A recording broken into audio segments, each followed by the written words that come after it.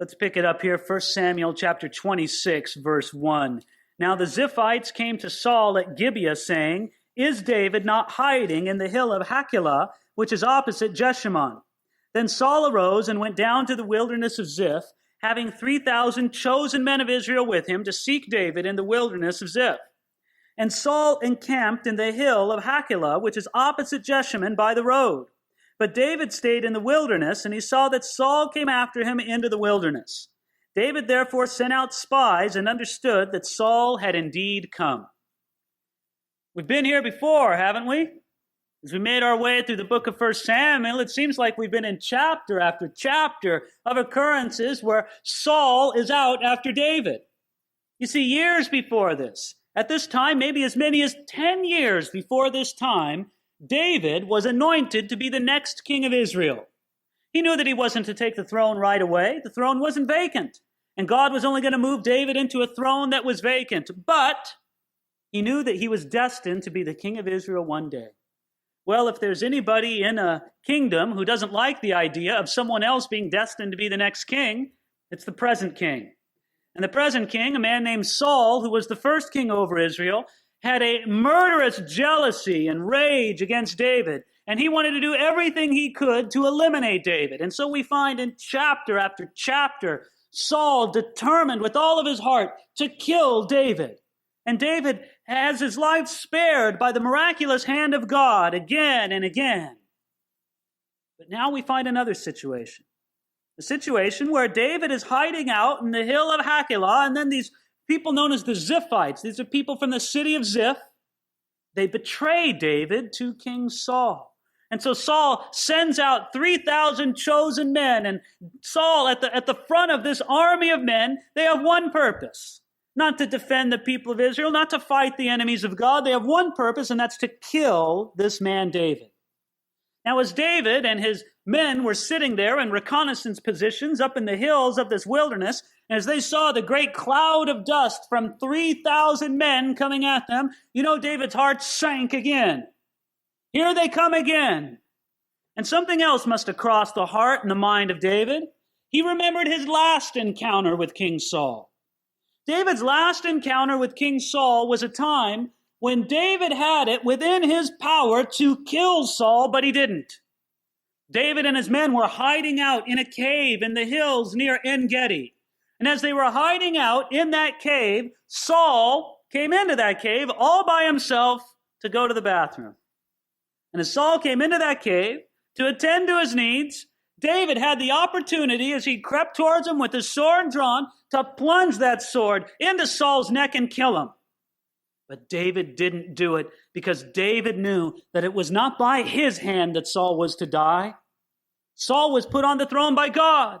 And if anybody was going to take him off of that throne, it would be God. It would not be the hand of David. And so David didn't kill Saul. He just cut off a corner of Saul's robe. And so when Saul came out of the cave, David came out after him and he showed him the corner of the robe and he said, "I had the chance to kill you, but I didn't."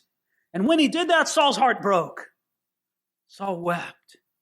He was greatly grieved. He was disturbed. He said, "David, you've been better to me than I've ever been to you. I've been so wrong. David, forgive me. Let's set it right and you can come home." Saul repented and said he was going to stop doing what he was doing, and that was going out and trying to kill David. Well, as David looked down from the hills of Hachilah and saw a great cloud of dust from 3,000 men coming out to kill him, he had to say in his heart, "Yeah, Saul, you were really sincere about that promise you made before, weren't you?" That lasted a long time, didn't it? Here you are again, going back on your word. It's like somebody who can't resist chocolate. You swear it off for a day, a few days, maybe a week. It's just a matter of time till you're right back at it again, and there's Saul. He can't get away from David. He's going out after him. He's going to kill David. And David's thinking, "Saul, you liar. You promised. You said you were different. I saw the tears roll down your face. I heard the quiver in your voice as you said how wrong you had been. Here you are again." As much as that, David knew that he had to preserve his own life. So as Saul's troops came out, and as they encamped, take a look here, verse 5. So David arose and came to the place where Saul had encamped. And David saw the place where Saul lay, and Abner, the son of Ner, the commander of his army. Now Saul lay within the camp, and with all the people encamped around him. You get the picture, don't you? David, again, looking down from another reconnaissance position. And as he and a few trusted men are around him, they look down and they see the entire camp of Israel spread before them. There's 3,000 men with all their equipment, all their horses, all their stuff. And they're sort of arranged in a circle. And there at the center of the circle is Saul. Beside Saul is his trusted bodyguard and advisor. There he is, Abner, right next to Saul. Everything looks so safe. Saul's right there. Who can get to him? Who can get to Saul from that kind of position? You got to walk through, 1,000 troops before you get to the middle of the circle and get to Saul. And there's Saul right there with his commander of his army sleeping next to him. He's invulnerable. Nobody can get to him. But God can get to him, can he? Nobody's safe from God. God can get to anybody at any time, at any place. And David had a sense of this. And as he looked out upon the scene, look what he says in verse 6. And David answered and said to Ahimelech the Hittite and to Abishai the son of Zeruiah, the brother of Joab, saying, who will go down with me to Saul in the camp? And Abishai said, I'll go down with you. So David and Abishai came to the people by night, and there lay Saul sleeping within the camp with his spear stuck in the ground by his head. And Abner and all the people lay around him. What, David, are you nuts? There's 3,000 men out there. And those 3,000 men have one purpose, and that's to kill you. They want to get the job over and go home. And you're going to walk right in the midst of that camp? Yes, David says. It's not foolishness, my friends. It was a holy courage, a holy boldness. By the way, might I add that David could have sent another man on this errand. There's 600 men with David. He could have sent any one of those 600 in his place, but no, David himself went. By military strategy, that's nuts. You don't send the commander of your army on such a suicidal mission. But David did it. And there he is, him and Abishai, and they go down, and they're surprised to find that nobody's waking up. The guards are asleep. The sentries are asleep. They're walking into the middle. Later on in the chapter, we're going to find out that God put a supernatural sleep over all of those people. And there they are. They're just asleep. And David walks in the midst of them. He finally gets to the middle, and he's in the midst of 3,000 troops of Israel. And who's there right in the middle? Saul and Abner. And they're all asleep. Again, this was a deep sleep, a supernatural sleep. Could probably hear them snoring. Probably Saul was asleep with his mouth open, the way people sleep when they're really tired. Maybe a little bit of drool coming out of his mouth. He's just out. How vulnerable. You can't protect yourself when you're like that, can you? Somebody come and hit you upside the head, and what can you do? There's nothing you can do about it. There's Saul completely vulnerable before David, completely at his mercy. Everybody else is asleep. David sees the situation. There he is. There's Saul asleep. Everybody else is asleep. I could just go. I could kick him. I could poke him. I could cut him. I could do anything. But then he sees one other thing. What's at the top up by Saul's head? A spear stuck in the ground. Last time David got a good look at that spear was when it was going by his head because Saul had thrown it at him. See, on several occasions before this, Saul had tried to kill David with that very spear. So David sees a spear. He sees Saul. He thinks of how Saul had gone back on his word. He thinks about all these things. Before David can think more, look what Abishai says to him, verse 8. Then Abishai said to David, God has delivered your enemy into your hand this day. Now therefore, please let me strike him at once with the spear right to the earth, and I will not have to strike him a second time. You know what Abishai says to David? He says, David, praise the Lord. This is it. God is so good. We've been waiting and praying for the opportunity to get out of this cycle of running from Saul for so long. This is it, David. Isn't God good? Now all we have to do is, David, you don't have to do a thing. Just let me do it. Now I'll go over and I'll take that spear and I'll pull it up out of the ground, and it won't take me two. I'll just use one thrust of that spear and he's dead. All our problems are over. Praise the Lord, David. This is from the hand of God. Friends, this was a great temptation for David, wasn't it? David had had opportunity to strike out against Saul before, and he didn't take it. But I think that if it's possible, this instance was even more of a temptation, even more of a trial, because in this situation, David could look back on Saul's broken promises, and it would have made him feel all the more justified in killing him. After all, you can imagine what's running through David's head. Saul, you lied to me. I let you off the hook before. I showed you mercy before, and now you're just throwing it back in my face. I gave you your chance. Now it's time for justice. You abused my mercy. Now you're going to get my justice, and here it is. You can imagine David thinking, Saul, if you fool me once, shame on you. If you fool me twice, shame on me. I may be full of love, I may be full of mercy, but I'm not stupid. I'm not going to let this go again. David wouldn't do that. I think it was also a great temptation, not because just of David remembering what Saul had promised and broken in the past. It was also a great temptation because Abishai was offering to do the dirty work, right? Abishai was saying, let me do it. David, you don't have to do a thing. You don't have to say it. David, don't say anything. I'll just do it. David could have just kept his expression stone cold blank, not said anything one way or the other, or maybe just a tiny nod of his head, and Abishai would have done it. And then David could have gone around saying, hey, I didn't kill Saul. Abishai did it. Whoops, I was just standing there, and whoa, all the next thing he was dead. I just couldn't stop him. But David knew that would be just a word game, a mind game. Then on the other hand, I think there's a third thing that made this temptation severe. And that was the spear stuck in the ground. Did you see what Abishai said in verse 8? He said, now therefore, please let me strike him at once with the spear. Wouldn't that be it? Abishai standing above Saul, David standing on the other side. Abishai lifts up that spear and he thrusts it down into Saul's chest. And as Saul opens up his eyes in shock and pain and horror, in the last few beats of his heart before his life is extinguished, he looks up and he sees David and he sees Abishai and he sees his own spear, the spear that he had used to attack David before. The same spear is in his chest, and you think, oh man, that's sweet, isn't it? That's poetic justice. Yeah, take that, Saul. That'll teach you to throw around your spear. How about that, mister? David must have thought about that, and it must have hit his heart. And it was all a great temptation. David withstood the temptation to take vengeance. And look at what he says in verse 9.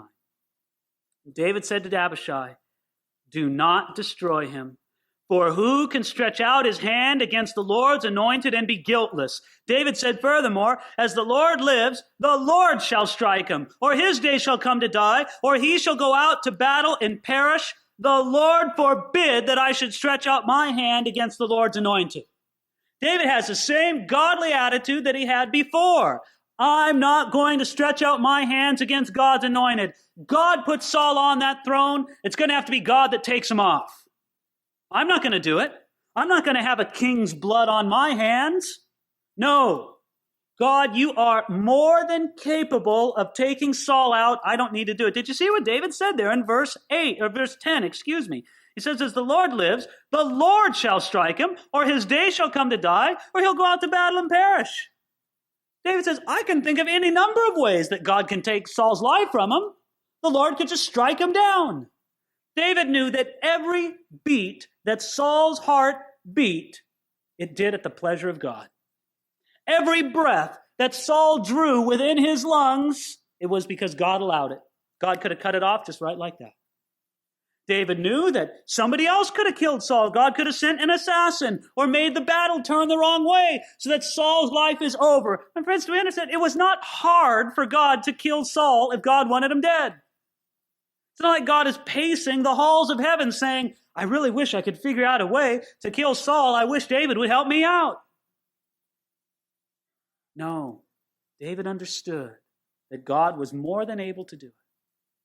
And that he should have nothing to do with this vengeance of the Lord. That he should let the Lord do it through whichever means he chose. You notice also here that David has the heart that says this time as he had said it so many times before. You know, it's one thing to meet the challenge of a temptation once or twice, but to meet that challenge again and again and again and again, it gets wearying, doesn't it? It can wear you out. But David's doing it. David's resisting the temptation again.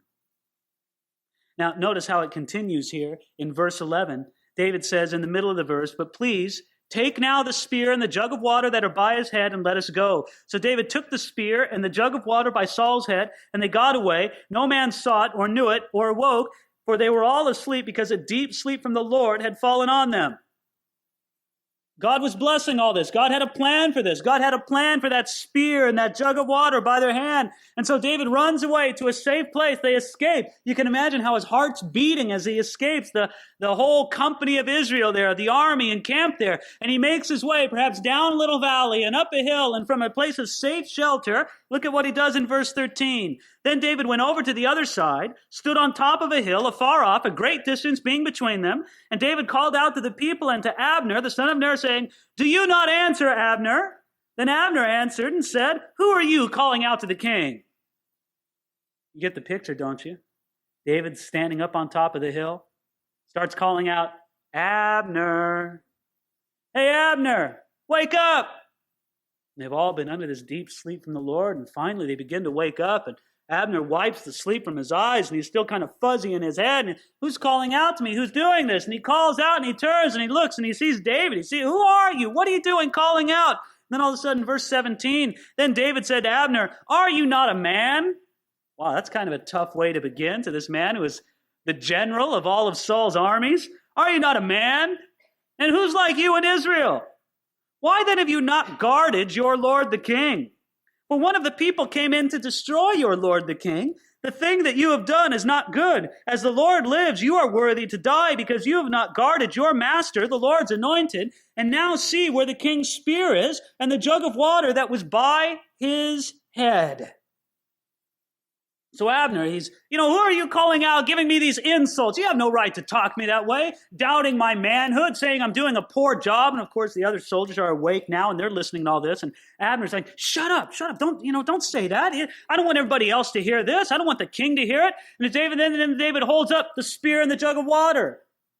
And Abner looks, and he looks by Saul. No spear, no jug of water. And he knows this man had the capability to kill Saul, but he didn't. Friends, that's forgiveness, isn't it? That's the mercy of God shown from David to Saul. It's a strange phenomenon in our culture today, where in some ways we are too forgiving, and in other ways, we're not forgiving enough. I think in some ways, we're too forgiving as a culture.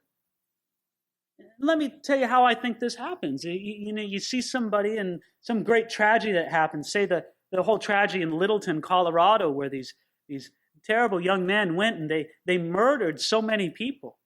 And then you'll have people putting up signs or placards or this or that, "We forgive you," to the people. Now, I think that's a pretty cheap forgiveness, don't you think? I'm always ready to forgive somebody for what they did to you. I'm always ready to forgive somebody if they killed somebody else or somebody else from somebody else's family. That's a cheap forgiveness, isn't it? I am probably too quick to go out and to do that. It gives those people who have done those terrible things a sense of refuge, a sense of comfort. So in that sense, in our society, we're probably too quick to forgive. But where forgiveness really comes down to, we're often far too slow to forgive. And that's where you really have done something against me. Where it's you and me. Then all of a sudden I have a hard time forgiving. Oh, it's really easy for me to forgive in the abstract, for me to forgive in the third person, for me to forgive somebody in the distance. But how about the person right in front of me who has hurt me? The person right in front of me who's wronged me. That's where forgiveness has to be given. That's where love needs to be shown. And friends, this is where it mattered in David's life. David had the opportunity to kill Saul and he didn't do it because his heart was filled with mercy, His heart was filled with forgiveness. Why? We're going to see why as we get down to the end of the chapter. But friends, we just have to stand back and say, this is a man of God who can show this kind of mercy. So now everybody's waking up. Verse 17, then Saul knew David's voice and said, is that your voice, my son David? And David said, it's my voice, my lord, O king. And he said, why does my lord thus pursue his servant? For what have I done? Or what evil is in my hand? Now therefore, please let my lord the king hear the words of his servant. If the Lord has stirred you up against me, let him accept an offering. But if it is the children of men, may they be cursed before the Lord, for they have driven me out this day from abiding in the inheritance of the Lord, saying, go serve other gods. Now therefore do not let my blood fall to the earth before the face of the Lord, for the king of Israel has come out to seek a flea, as when one hunts a partridge in the mountains. Friends, when we understand what David is saying here in these verses, his cry out to King Saul is filled with a lot of pain and emotional turmoil. You sense it when he says in verse 20, now therefore do not let my blood fall to the earth. Saul, please don't kill me. I'm getting tired of this, Saul. Now, in the midst of this pain, in the midst of this turmoil going on in David, I think that we have to say that he shows an amazing amount of love and compassion towards Saul. Do you see how humble he was before Saul? He doesn't call out, hey, mister. No, it's my Lord. He refers to himself as Saul's servant. He says, you're my king. He shows a lot of submission and humility to Saul when he speaks to him. He doesn't say, well, listen, I'm so right and you're so wrong, so that gives me the right to consider myself superior to you. No. Submission, humility, that's what David shows before Saul. But I want you to notice something else in these words. David is revealing something in his heart that I think is very precious. It's very, very revealing. He says towards the end of verse 19, for they have driven me out this day from abiding in the inheritance of the Lord, saying, go serve other gods. David's saying, Saul, I'm feeling the pressure to leave the inheritance of the Lord. That's the land of Israel. I'm feeling the pressure to leave the land of Israel and to go live among people who worship other gods. Saul, I want to live a normal life. I want to worship God with the fellowship of his people. I want to go in and out among God's people again. I want to enjoy normal life again. And you're pushing me out to the extremities. You're pushing me out to the place where I'm going to turn my back on the land of Israel altogether and go live among the ungodly. And David's tired of this. Now, you need to know this for when we get into chapter 27 next week. Because you're going to see how David dealt with this temptation to just chuck it all and leave Israel and go live among the ungodly. But if you want to see the pain in David's heart, look at what he says at the end of verse 20. It says, as when one hunts a partridge in the mountains. You know, so much of the Bible, as we read it and as we go through it, you read it and say, yeah, as one hunts a partridge in the mountains, right? I mean, what, like with a shotgun and a bird dog? I mean, what does that mean? Well, if you know how they would hunt a partridge in the mountains, it makes a lot of sense, and it really makes the picture very vivid. You see, partridges are not flying animals, really. They can fly, but they don't fly around and soar. They fly only to escape a predator. And so they fly in short bursts of flight. They'll take off very quickly in a burst of flight, escape the predator, and then land again. Now, if you want to hunt a partridge, it's really not that tough. You go up to it, and it'll see you, it'll notice you, and it'll fly away from you real quickly, but it won't fly very far. So what you do is you just keep chasing it. And since partridges aren't made for flight, they get tired pretty quick. So after 4 or 5 of these short burst takeoffs and landings, after you keep chasing it, the partridge is so exhausted that you can just take out a stick and pop it on the head, and it's yours. David's saying to Saul, that's how I feel. You keep coming out after me, and I keep flying away, and I'm flying away, and flying away. And Saul, I can't take much more of this. I'm the partridge that's about to be exhausted, and disaster is going to befall me. Saul, please Take this as evidence that I'm not out to get you. Look at the spear. Look at the jug of water. Please change your heart towards me. Now look at what Saul says in verse 21. Then Saul said, I have sinned. Return, my son David, for I will harm you no more, because my life was precious in your eyes this day. Indeed, I have played the fool and erred exceedingly. And let me ask you a question this morning. Anything wrong with what Saul said there? Not at all. Man, that's great. That's beautiful. Do you believe it? No. No, we don't, do we? It's like we say we've seen this from Saul before. He knows the right words to say, but his heart isn't really behind them. Now that's a difficult thing, isn't it? Where people are just saying the right words, but their heart isn't really behind it. Matter of fact, the last time David had spared Saul's life, Saul was crying when he said these words. At least there was an emotional stirring there. This time there's no tears. He just says them. It almost seems cold and mechanical, matter of fact. How's David supposed to deal with this? How do you deal with it when somebody hurts you and they say, well, I'm sorry, please forgive me, but you don't think they're really sincere? No, Jesus dealt with that. He said that if a person sins against you 7 times in a day and each time comes back and says, I'm sorry, Jesus said that you should forgive them. You and I, after 5 or 6 times, we begin to think, I don't think they really mean it. I'm going to hold this one against them. Jesus said, no, you keep forgiving them. You see, we can't judge their heart, really, can we?